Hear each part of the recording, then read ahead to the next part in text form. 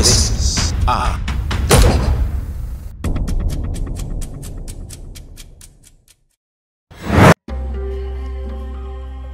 Silang lahat na piniling magpasakop muli sa gobyerno ay kinailangang isailalim sa deradicalization.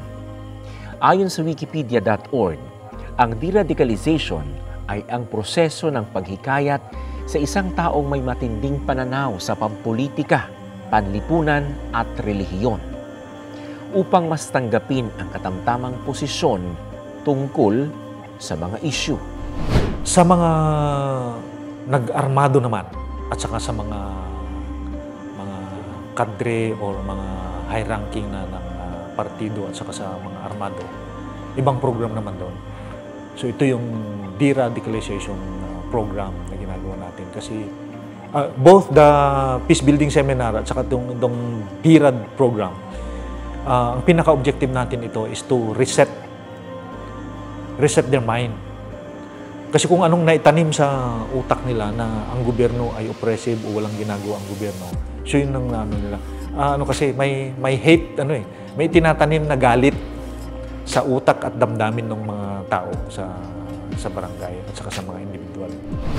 Nakatulong naman ang deradicalization upang ang isang rebeldeng gaya ni Tatay Chris ay matulungang maibalik muli ang pananaw at paniniwala sa kultura ng isang pamilya sa bansang Pilipinas. Napadami na pabilis yung pagsusurrender through family tracing. Family tracing. So pinuntahan si nanay, pinuntahan si kapatid, kung anong problema ng pamilya, tinulungan. So itong pamilya, nag-connect doon sa anak na nandun sa bundok.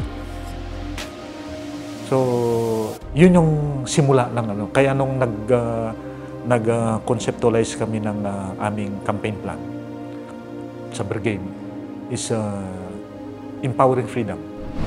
Daghan lang mga istorya Sama-sama. Kanang ingon sila nga tuano sa bukid, nya may panahon nga istorya nga nang wala na siya daw, patay na daw. Nya may istorya pag dito nga nadakpan na siya, na daw siya sa dapikol. Nya sa akong kabahin, gipugos na ko akong kaugalingon nga madawat ang tinuod kung tuod man gyud kay wala naman tay mahimo kung patay na man gyud.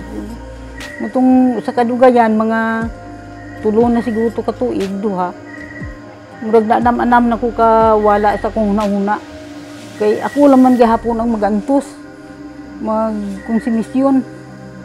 Ang akong trabaho suri-suri lang kung panahon nga ay mga okasyon, nagkuan lang ko dito, nag-apil-apil para malingaw ba. This